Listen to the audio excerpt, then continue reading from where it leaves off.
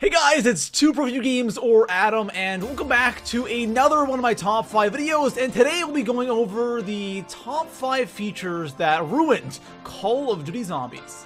Every time Treyarch releases a new Call of Duty, they add in a bunch of new features into every Zombies mode. Some of these features work really well, but some of them don't work so well. So in this video, we'll be going over 5 features that just don't work here in Call of Duty Zombies. Now before we get into the video, I want you guys to let me know in the comment section below what are 5 features in Call of Duty Zombies that you guys really don't like. I'm really interested to see what you guys have to say. And our like goal for today's top 5 is going to be 3,000 likes. If we hit that, guys, that would be on point. But besides that, guys, let's go ahead and start off our top 5. So coming in at number 5 on my list, I have Gobblegums, and you guys probably knew that Gobblegums was going to be somewhere on this list, but the thing about gums is you have a group of people who like gums, and then you have a group of people who are completely against Gobblegums. And the thing is, I know what Treyarch was trying to do with the gums. It kind of is supply drops, but for zombies, and it kind of gives you something to work towards with the Dividiums. So I understand why they did it, but a lot of the gums are okay, but there's a handful of them that are just way too overpowered. When you look over all of the Gobblegums in Black Ops 3 Zombies, I would say the classic gums are totally okay, and a majority of the megas are fine as well, like, you know, insta-kills or max ammos, death machines, nukes, all those gums that give you the power-ups, I think are totally okay. But then there's just this group of gums that are ridiculous, and they're way too overpowered. So a Gobblegum like Perkaholic, giving you all the perks at once, it's just not zombies. And then you have, you know, Power Vacuum that is just easy mode for 4 rounds. A round robin where you skip the entire round. Near-death experience, self-medication, you know, there's just that group of gums that are way too overpowered. And in a way, they kind of ruin zombies. Now, I know they are completely 110% optional, but if you have them there, you're most likely gonna use them, and it kind of changes the way zombies plays. So coming in at number 4 on my list, I have the random perk spawn system on Nuketown. And Nuketown is one of those maps where you either like this map or you absolutely hate it. Now, the problem with the spawn system is that in solo, it's not too bad in co-op since you have multiple players, but in solo, it can be very frustrating because the way it works is in solo, round 1, you'll always get revived to spawn in. That's the first perk that always spawns in. Then after that, what you have is you just have random perks and the Pack-a-Punch spawn in as well. Now, the frustration comes in when you are on round 10, 12, 15, 17, 19, or even 20, and you still don't have Jug spawning in. And, you know, Pack-a-Punch should not be spawning in on round 4. You don't need Pap, or even Speed Cola on round 4. Most of the time, Jug will not spawn in until after round 10, and Nuketown is a close quarters map. It is tough to survive on this map for the average player without Jug that late into the game, and even for really good players, sometimes you just waste revives in those early rounds because of a stupid down, and Black Ops 2 Zombies is a 2-hit.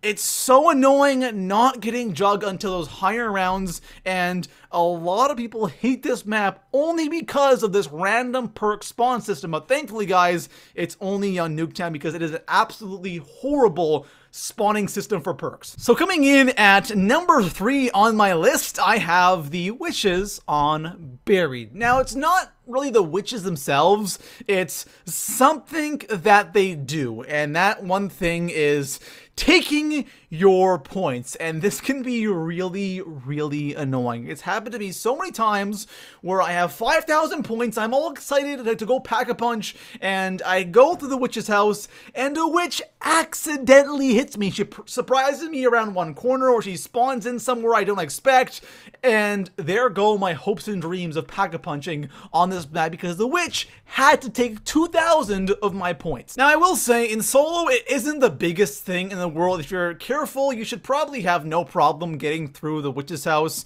without having any of your perks stolen. There are just some times where you're just not paying attention, or a witch will spawn in somewhere she usually doesn't and takes your points. That can be really annoying and really frustrating.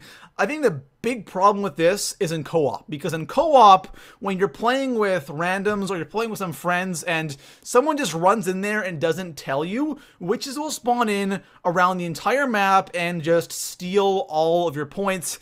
And that can be really frustrating and really annoying, especially in those early rounds where you're trying to, get perks and get set up, and all of a sudden, all your points are gone. That is so annoying. I wish they at least patched it so the witch would only take 1,500 points or 1,000 points. I feel like 2,000 points is a little too much. And in the higher rounds, I know it doesn't matter, but in those earlier rounds, it can be really frustrating because that's when everyone's going in pack-a-punching, right? Round 20 or under, or 15 or under, everyone's going in pack-a-punching, and that's when you want those points, and they just all disappear because these damn witches are so damn annoying on this map, and that's why it is in the number 3 spot on my list. So coming in at number 2 on my list, I feel like there's going to be a good amount of people who don't agree with this, but I had to put it here anyways because I'm not a big fan of this feature, and that is the fridge from Black Ops 2 Zombies. Now, I like it, and at the same time, I really don't like it. Now, the reason why I like it is because on a map like Transit, I think it's totally okay. Because Transit, pack-a-punching in that map is literally just the worst thing in the world. So, I would definitely see people going onto Transit, pack-a-punching a gun, and then throwing in the fridge for their next game so they don't have to worry about pack-a-punching, right? But on a map like Buried or a map like Die Rise, where you can access the fridge literally on round 1, it kind of ruins zombies, right? You have a papped gun instantly on round 1, and even like in BO3 Zombies Gobblegums, you usually can't even do that. You can't pap a gun or have a papped gun on round 1 unless you go crazy with extra credits and shopping frees, which usually doesn't happen in a solo game. So getting a papped gun on round 1 to me seems a little dumb and a little stupid, especially for a map like Buried and Die Rise, which are maps that have that are really easy already. You have so many things you can do to get free perks and get set up on round 1. I don't really like the idea of having the fridge in BO2 besides Transit. And guys, believe me, there's a reason why Blundell did not put the fridge on Mob of the Dead and Origins. I just don't think it's a good feature to have in COD Zombies. So coming in at number 1 on my list, I have something that a lot of people probably could have guessed would be the number 1 spot, and that is the bank in COD Zombies. And I think we can all agree that this was one of the worst ideas ever, and it just does not belong in Zombies in any way. It's way more overpowered than Gobblegums. With Gobblegums, you can't get 250,000 points on round 1, and I don't like this. I don't like this at all. Even on a map like Transit, it does not belong in Zombies. So for those of you that don't know, in BO2 Zombies, on the maps Jimmy Zielinski made, so that was Die Rise, Transit, and Buried, there was a bank feature. You could go to the bank, you could put points in and take those points out either that game or in a separate game, as long as you're on one of those 3 maps.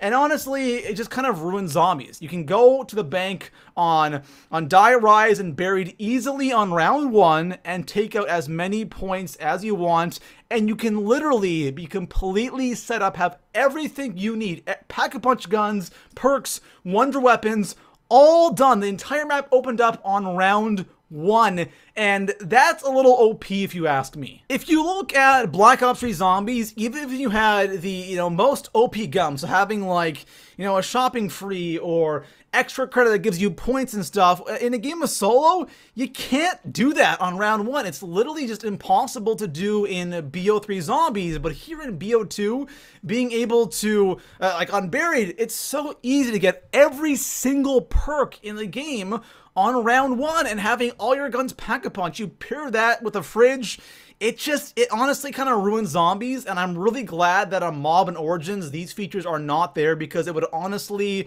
really ruin the maps, and I'm just not a big fan of the bank feature. Maybe if they made it so you can only have like 20k in there or like 10k, but having 250,000 points in the bank, it just literally makes no sense, and I don't like it at all. So there we have it, guys. Those are 5 features that I just don't think really belong in COD Zombies. The one that's kind of questionable is the gums. You know, some gums are fine, but some gums are just too OP and don't belong in Zombies. But besides the gums, I think everything else I just really don't like in COD Zombies, especially the fridge in the bank.